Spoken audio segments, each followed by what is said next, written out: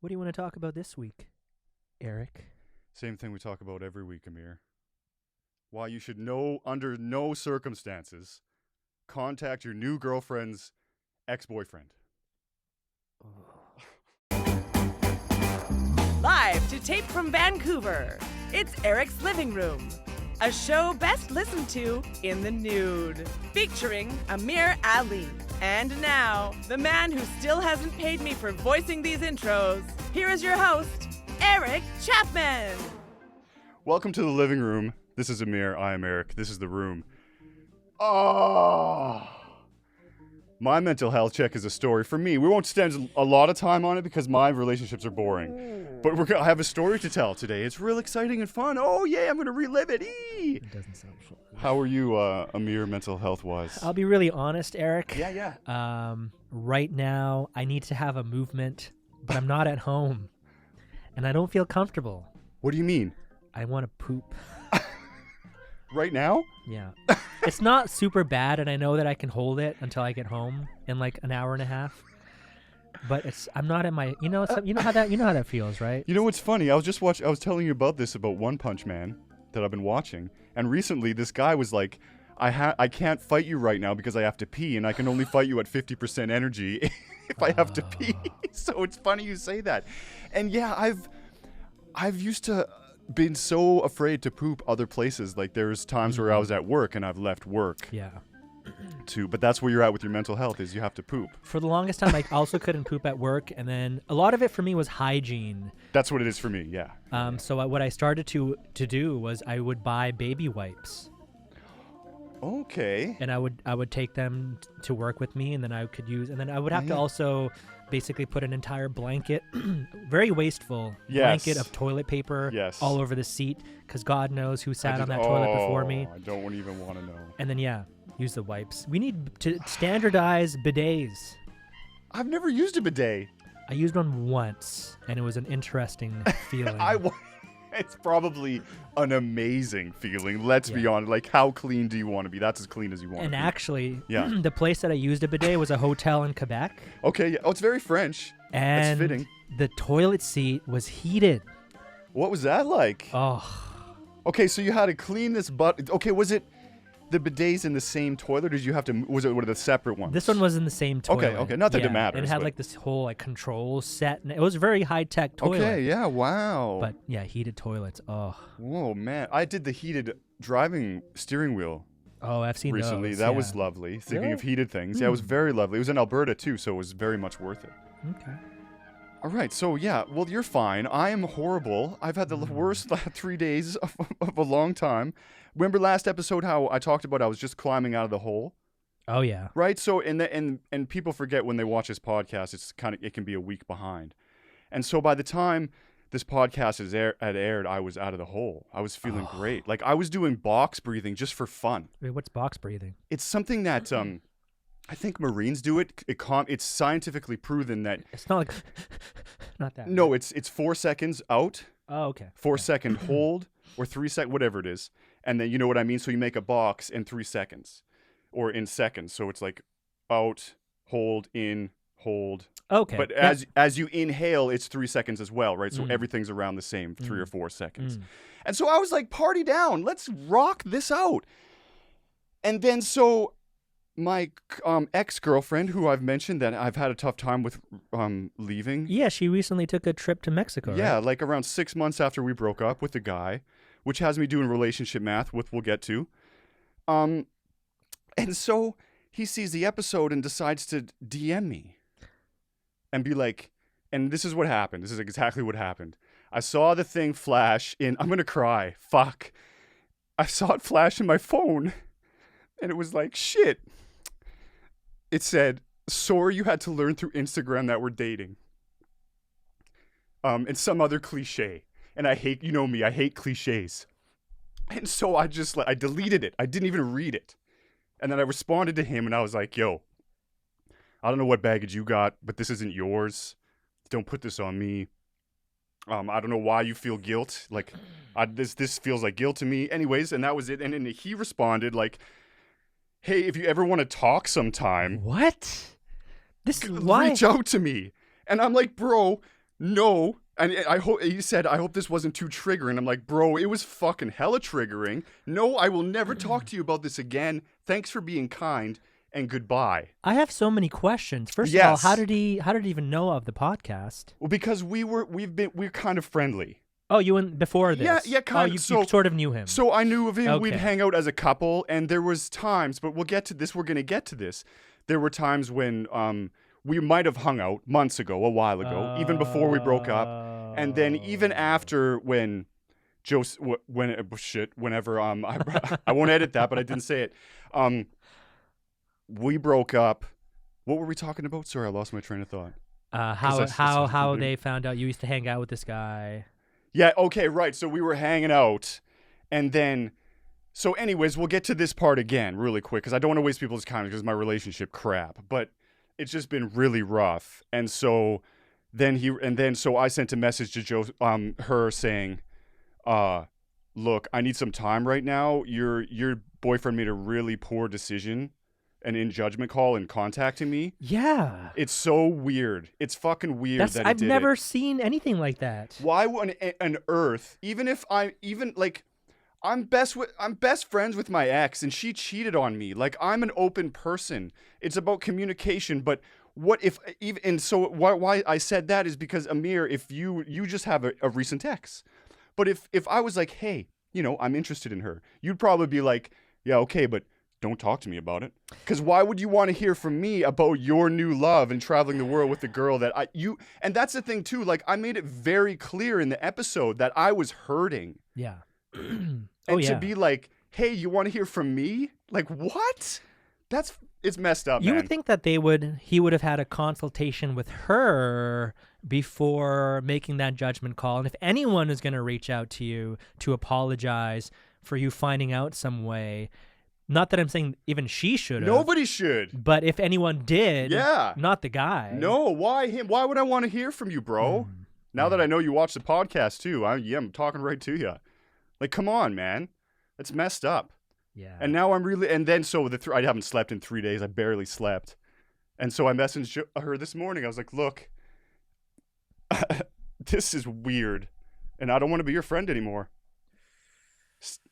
Tough, and I said goodbye. Yeah. That's tough. So that was it. Yeah, I don't blame you. Like, you've suffered enough. Yeah. As a result of this connection. Yeah, I'm trying to hold on to something that wasn't even there. And I know you've mentioned in the past that you've held on to friendships with your exes and stuff like that. Yeah. And that's why I'd never been able to. Because of the risk of this kind of reaction, which I am prone to having. I'm very insecure and stuff. Yeah. And well, then, like, this is, like I said, this has never happened before. Like, I've never felt this way. Like, my bestie in the world, Abby. I love her, and she's my ex. I'm like, it's just sometimes it's just it works. A circumstance. Sometimes it does. Yeah. But like, don't call your ex your new girlfriend's ex ever. I don't want to say because they're watching. No, say it. Who cares? Oh, I would be pissed off, man. Yeah, I am. I would be so pissed. It went from hurt to like that's what the evolution of the feelings to today is where I've been having the hamster wheel stopped and I'm letting it go. But it's anger now. You know what you need? You know what you need a little dose of here to help you? Booze? No, I don't recommend, and to anyone out there, I don't recommend resorting to booze to help you out of what Eric is going through. But it's not something I'm a fan of generally, but in a moment like this, maybe a little bit of apathy. Which is a lack of interest, enthusiasm, or concern, and you're very concerned. Not anymore. You were very interested. Yeah. Just be apathetic towards this now. I will. Yeah, that's a good one. Let it go. It's difficult to be apathetic, though. How do you do that? I mean, we do it every day if you think about it. That's true, and there's also like, it's tough to walk a line because I ran into this with like. Feeling apathy and when the whole racism Black Lives Matter thing. I don't know if this sort of relates, but like I think it does. Like the white savior, I had that, which made me. You felt that way? Yeah. Which was an apathetic thing, and then I was battling what I should be involved in, and then trying to change people with that mindset. Yeah. But yeah. I don't think you ever got too preachy about it, though. I think there's some people that embody that, again, relating it to like the Black Lives Matter stuff, and almost like acting like they are black themselves in some way with their sort of hero complex. Yeah.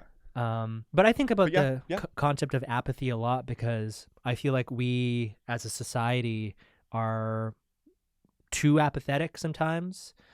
And we sort of talked about this off the air last year, just as an example for an issue. The fact that we ended the last show talking about how we're being spied on at all times. And this was all revealed to us officially. This isn't some sort of conspiracy theory. Yes. These phones that are recording us right now, they're spying on us at all times. But I think as a people, we maybe sometimes are forced to be a little apathetic to just get through. Survive. And I don't want to do that. No, I wish we could just care more. Yeah. Well, because, you think about it in context for even people's jobs and the things that people put up with at their work, like racism and bullying and things like that. And they'll stay in it and they'll just become apathetic to it all because they have to, again, because they've worked so hard in their career. And you see it a lot in politicians, the worst of us, apathetic to so many things of, the opioid or the drug poisoning crisis is the great example, like the wrong place for it here, boys and girls and people. Yeah, it goes so deep too. Like we were also talking about off the air, is just even the clothes we're wearing, if you think about it, it's like, there's a good chance that a lot of my clothes was made by either cheap or maybe in some awful cases like child or sweatshop labor. And well, if it was from China, it's probably Uyghurs, right? And it's just like that sort of concept of like out of sight, out of mind.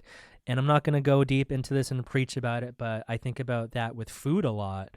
And even for me as a vegan, I've said I'm a vegan, and people are going to make jokes about that, and that's fine. It's fine. But a lot of vegans draw a line in terms of how far they go in their veganism with the concept of, like, say palm oil, for example. Tons of products, vegan and non-vegan, have palm oil in it. And palm oil is one of the most destructive products on the planet, and it's killing orangutans.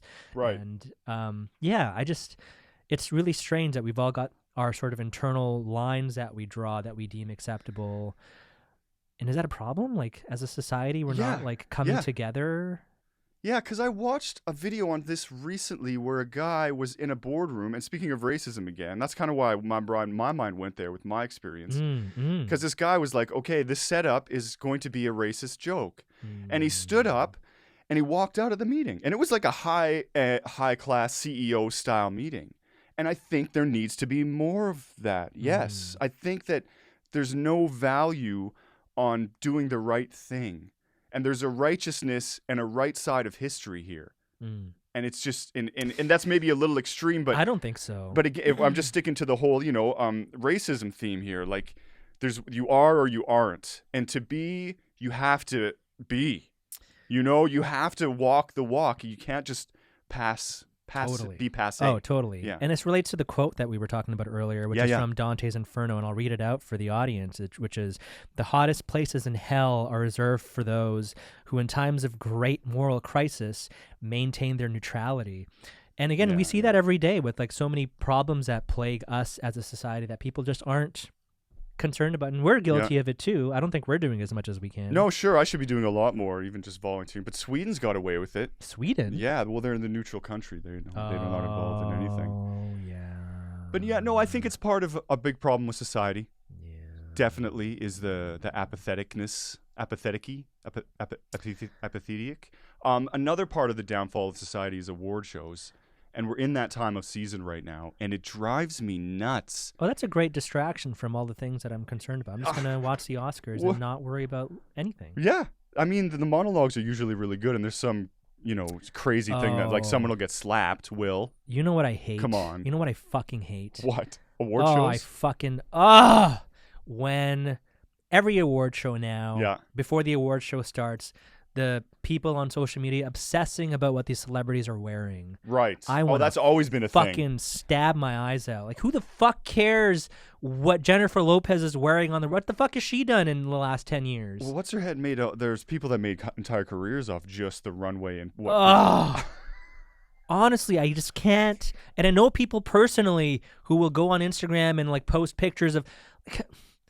I get it's not a big deal, and I get people like fashion and stuff like that, but just celebrate fashion in another way. I don't know. See, but fashion isn't my issue with the award show. I think it's a perfect place for it. It's the posh red carpet. It's my thing. It's just, why does these people in these groups, we'll probably call them assholes because they're at the level where no one knows what they're doing or who they are, but they're making all these judgment calls. But it's like, why a group of 5 people in a room somewhere think that they have all the world's knowledge to judge whether or not this person or that person? And then the influence that is allowed by them. Like, come on, everyone's susceptible to a little payola. Well, that makes me think of the Grammy Awards. Obviously, we're big music fans. And I feel like at one point in time, the Grammys were maybe a little bit more on point with recognizing true talent and real music. And I think now today, when do you think that ended?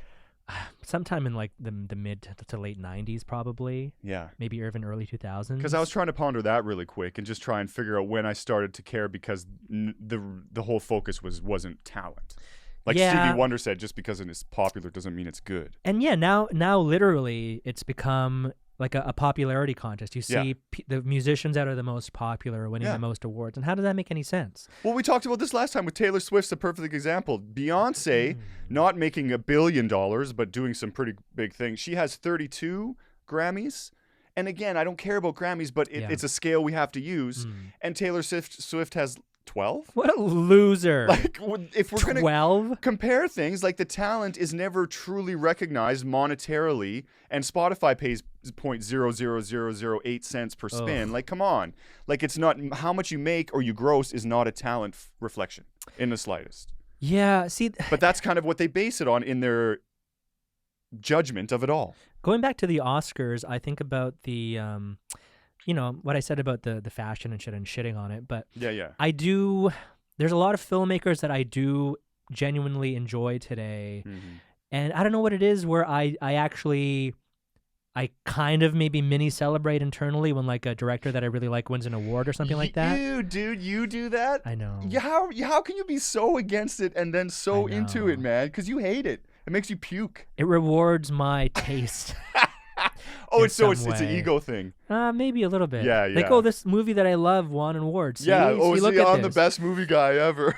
You know what it makes me think of, though? I don't know if you remember back in the day when Marlon Brando was nominated and then also won an award, and he wasn't at the award show. Yeah. Instead, he left a Native American woman who represented a tribe of people who Hollywood was infringing on their land. Yeah, I almost interviewed her once. I can't remember her name. Yeah. Oh yeah, she came out because of the anniversary recently of that incident. In the last 5 years, she just came out. Yeah, and then I believe her heritage was even questioned at one point in that whole situation. So she went up to do Marlon Brando's acceptance speech and basically shat all over Hollywood for the real things they were doing. And people in the audience, including these actors and celebrities, they booed her. Yeah. Where if they did today, they'd be ex-nayed instantly. Instantly. So I wish people did that kind of thing more. I don't like Jerry Seinfeld, but he received an award. For what? I don't remember. For being a mayor? It was some sort of like Lifetime Achievement Award crap. Oh, for reality TV stuff? Yeah, okay. Yeah. And the entire speech was just him shitting on award shows. Oh, that's great. Yeah. Yeah. He just basically kind of referred to it as like this big circle jerk, and that's really what it is. Well, that's what Weird Al did recently. Speaking of Spotify, he won a Spotify award, and he took the time to just crap on Spotify for them making all the money off the soundtrack to his new movie with Daniel Radcliffe, I think. Oh, weird. Yeah, weird. Yeah, and he won an award from Spotify, and while he was getting it, he crapped all over them, which is great, which should be happening. And I don't think because Spotify doesn't care. They don't. No. Even if it's weird, one of the biggest stars in the world and in our history, they don't care because someone else dying to get their music out will let them make money off them, and that will just build another artist, and they'll create another industry person. It's just how it works. And that's the thing, too, with that. It's like none of this is new. This is all just the same old game. It's always been happening. It's just taken a new form. What if we got nominated for an award? What would the award be for? I don't know. The greatest podcast of all time. I thought we were already top rated. We are, but we haven't been awarded for it. No, we haven't. No. Have you ever won an award for anything? I've got nominated. Okay. Did I? I won a trophy for floor hockey in high school. I played defense. We won first place. I only think I even played 2 games. It wasn't a very extensive tournament. Oh, that's cool, though. I kind of don't even feel good talking about it just because it was so minuscule and unimpressive. I bowled a perfect game when I was like Get the fuck 10 out years. of here. It was Shut 5-pin up. bowling. Yeah, I bowled 2 in a row. So you're a good bowler? I used to bowl with like Oh my 42-year-old men. And it wasn't creepy. It was like supervised. My mom was there. But yeah, I used to bowl with like adults because I was so good. Damn. It's my neurodivergence coming into play. I wish I was a better bowler. I wish you were too. We could bowl, but I'm too good to bowl with you. Well, on that note, what do you want to talk about next week, Eric? More about why celebrities are so cool.